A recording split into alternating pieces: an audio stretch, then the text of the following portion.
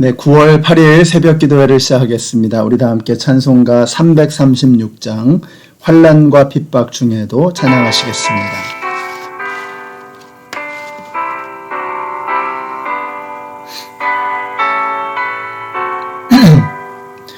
환난과 핍박 중에도 성도는 신앙 지켰네.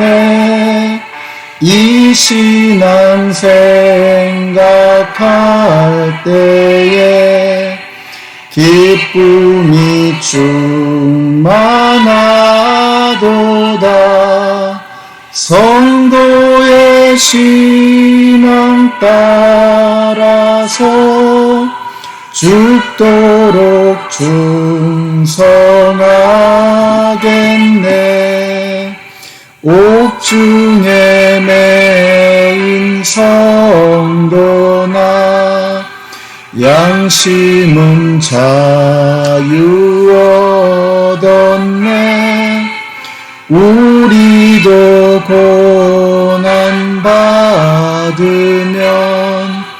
죽어도 영광 되도다. 성도의 신앙 따라서 죽도록 충성하겠네. 성도의 신앙 본받아 원수도 사랑하겠네. 인자한 언어 행실로 이 신앙 전파하리라. 성도의 신앙 따라서 죽도록 충성하겠네. 아멘.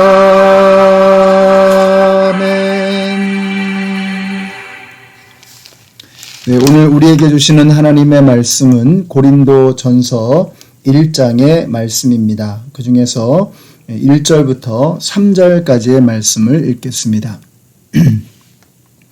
하나님의 뜻으로 그리스도 예수의 사도로 부르심을 받은 나 바울과 형제 소스데네가 고린도에 있는 하나님의 교회에 이 편지를 씁니다. 그리스도 예수 안에서 거룩하여지고 성도로 부르심을 받은 여러분에게 문안드립니다. 또 각처에서 우리 주 예수 그리스도의 이름을 부르는 모든 이들에게도 아울러 문안드립니다. 예수 그리스도는 이 사람들의 주님이시며 우리의 주님이십니다. 하나님 우리 아버지와 주 예수 그리스도께서 내려주시는 은혜와 평화가 여러분에게 있기를 빕니다. 아멘. 네, 고린도 전서는 주후 55년경에 사도 바울이 세 번째 전도 여행을 할 때에 제2차 전도 여행 중에 세웠던 고린도 교회에게 보내는 편지입니다. 고린도 연서는 크게 두 부분으로 나누어질 수 있습니다. 6장까지의 말씀은 고린도 교회가 현재 처해 있는 문제들에 관한 것이고 7장부터 나오는 말씀은 그들이 가지고 있는 질문에 대한 해답입니다. 그래서 고린도 교회가 처해 있는 여러 가지 현안 문제를 이 고린도 연서에서는 다루고 있습니다. 먼저 4장까지의 내용을 보면 분열의 문제입니다. 교회가 갈라져 있었는데 분열되어 있었는데 그 분열의 문제에 관해서 또 5장에서는 근친상 간의 문제를 다루고 있고요. 6장에서는 소송의 문제 그리고 여러 가지 타락상들을 다루고 있는 것입니다. 자, 그러면 이 고린도 전서가 가지고 있는 의미는 무엇인가 하는 것입니다. 우리에게 어떤 의미가 있는가?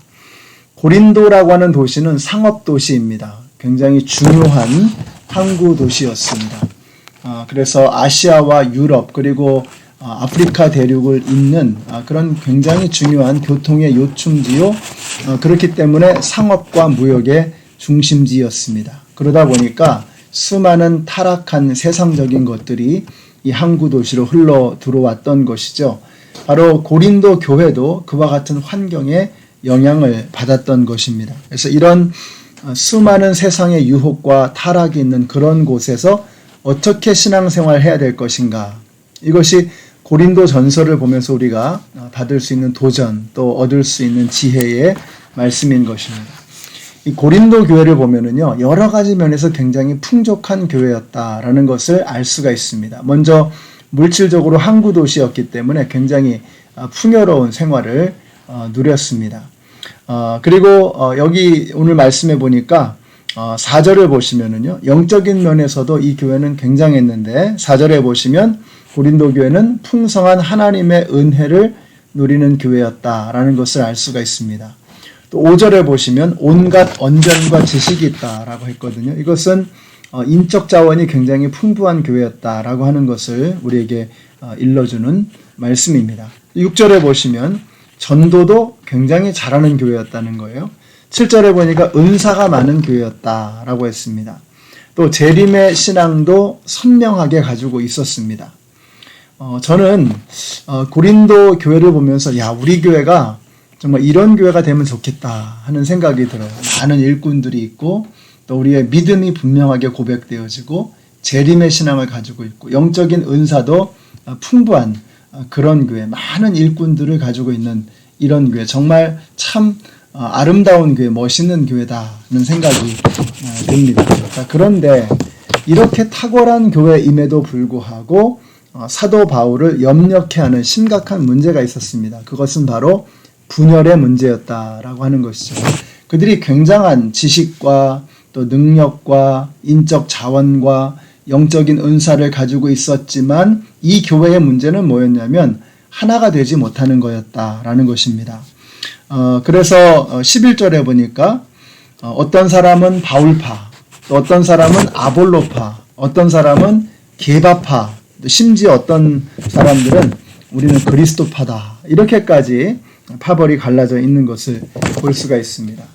아볼로나 게바나 또 여기 나오는 또 무슨 바울이나 이런 사람들 전부 다 훌륭한 영적인 지도자들이죠. 교회에 존경받는 사람들입니다. 자, 그러나 어떤 사람을 중심으로 파벌이 갈라지는 것은 이건 주님이 원하시는 교회 모습이 아니라는 것입니다. 우리가 믿음이 훌륭한 사람을 영적인 나의 모델로 삼고 그들에게 영적인 도움을 받으면서 우리의 믿음이 성장해 나가는 것은 참 귀한 것입니다. 그런데 어떤 한 사람을 절대시해서 그 사람을 중심으로 파벌이 만들어지게 되면 그것은 주님이 원하시는 교회 모습이 아니다라고 하는 것입니다. 사람은 완벽할 수가 없습니다. 우리는 항상 겸손하게 항상 그리스도를 향해 바라보면서 주님과 함께 나아가야 한다라고 하는 것입니다. 문제는 뭐냐면 심지어는 그리스도파까지 있었다는 거예요. 이게 무슨 말입니까? 내가 그리스도파다라는 말은 너희는 그리스도파가 아니라는 뜻이잖아요. 그러니까 나는 정통이지만 너희는 틀렸다라고 상대방을 정죄하는 겁니다. 이런 심각한 상황까지 고린도 교회에는 있었다라고 하는 것입니다. 그래서 우리가 교회를 바라볼 때 좀 이렇게 넓은 시야로 큰 눈으로 바라봐야 합니다. 좁은 시야가 되어지면 우리가 자꾸 이렇게 사람을 쫓아다니거든요. 그래서 파벌이 갈라지고 교회에서도 그렇습니다. 이게 사람들이 여러 종류의 사람들이 모이다 보니까 이렇게 그룹이 져지는 건 이건 할 수 없습니다. 어떤 분은 그래요. 우리 교회에 목장이 있으니까 이 목장별로 너무 친해지니까 이게 교회가 하나가 되는데 어려움이 있다라고 말씀하시지만 여러분 이것은 우리가 누군가와 더 친하다는 것은 이건 자연스러운 현상입니다. 예수님에게도 예수님과 더 가까웠던 더 친밀하게 영적으로 교제했던 제자들이 있었거든요. 자기들끼리도 이렇게 구분되어지는 그런 그룹들이 있었습니다. 그건 나쁜 게 아닙니다. 문제는 뭐냐면 그것이 예수 그리스도를 바라보는 믿음보다 더 중요하게 여겨질 때, 그래서 파벌이 갈라지고 서로 분열하고 서로 분쟁하고 서로 갈등을 겪을 때 이게 문제라는 거예요. 저는 우리 연합장로교회에 우리 성도님들이 친밀하게 정말 자기의 마음을 내어놓고 교제할 수 있는 이런 사람들이 많이 생기게 되시기를 바라고 여러분이 그런 분들을 많이 갖고 계시기를 바랍니다. 중요한 건 뭐예요? 그것이 주님의 몸된 교회를 해치는 갈등과 분열의 양상으로 발전해서는 안 된다는 것입니다. 어떤 사람하고 더 친할 수 있습니다. 그건 자연스러운 거예요. 근데 우리가 항상 그 너머에 계시는 예수 그리스도를 바라볼 수 있는 넓은 시야가 우리에게 있어야 한다라고 하는 것입니다. 우리 연합장로교회 성도님들이 이런 교회를 향한 넓은 시야를 항상 잊지 말고 갖게 되시기를 우리 예수님의 이름으로 축원합니다. 고린도는 상업적으로 굉장히 풍성한 지역이었고요. 또 고린도 도시에만도 10개 이상의 우상 숭배지가 있었습니다. 헬라의 철학과 로마의 수많은 사상들이 흘러 들어오는 곳, 그게 바로 고린도였거든요.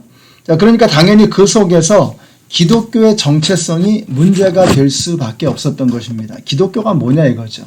그래서 바울은 중대한 말씀을 증거하고 있습니다. 18절에 보니까 십자가의 말씀이 멸망할 자들에게는 어리석은 것이지만 구원을 받는 사람인 우리에게는 하나님의 능력이다. 십자가를 들어올리는 겁니다.